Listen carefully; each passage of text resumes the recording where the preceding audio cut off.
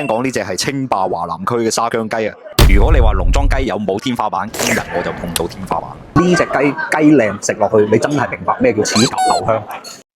Anchor 咪多，今日帶大家嚟到從化呢一個每500米就會有一間農莊嘅地方啊！今日嚟食一間專門食沙姜雞嘅地方，聽講佢哋嘅雞同菜全部都係自己種嘅，事不宜遲 ，Let's go！ 呢間餐廳位置，你打車師傅都要收多你5蚊啊！今日呢個景色就係廣東農莊好食嘅標配。雖然你喺度偷懶，但係我唔會報串嘅。響呢個魚塘隔離就係今日我哋食飯嘅地方啦。到步！聽講呢間農莊嘅沙姜雞響某點評上邊有人講話係可以稱霸成個華南區嘅。雞係嘛？仲有咩啊？炒個青菜，然之後你哋嗰個豆腐係冇出名。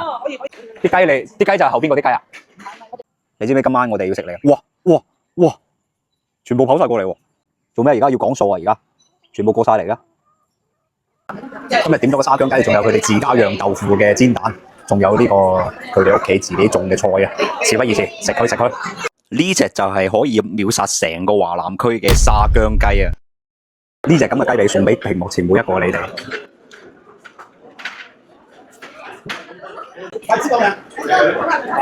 啲肉太香啦，啲骨夠晒硬身，啲肉香到係流響你個嘴入邊嘅。隻雞好靚啊，明顯你係食得出嗰啲雞味，特別係佢哋呢個啲皮，佢啲皮下嘅脂肪均勻，而且啲肉咧又夠瘦身。最神奇嘅竟然係啲沙姜好搶走咗啲雞味，靚雞記住要黐埋雞皮一齊食。呢個雞日子夠，所以佢啲雞肉咧係比較彈牙嘅，而且啲雞味咧都比較足。呢隻雞靚食落去，你真係明白咩叫齒頰留香。呢個就係佢哋嘅煎釀豆腐。你自己釀嘅豆腐咧，食落去嗰啲感覺就冇咁鮮啲，但係攞嚟送飯係幾好。呢個就係佢哋自己種嘅青菜。呢間店嘅廚師有啲水平，呢個青菜炒到呢種咁嘅翠綠色。如果炒過火少少，就會有啲少少臭青嘅感覺。佢呢度每樣菜份量好足啊！呢啲雞真係要嚟從化先食得到。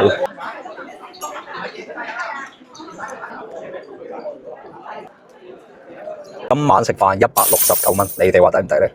呢次真冇甩拖啦，下次再會。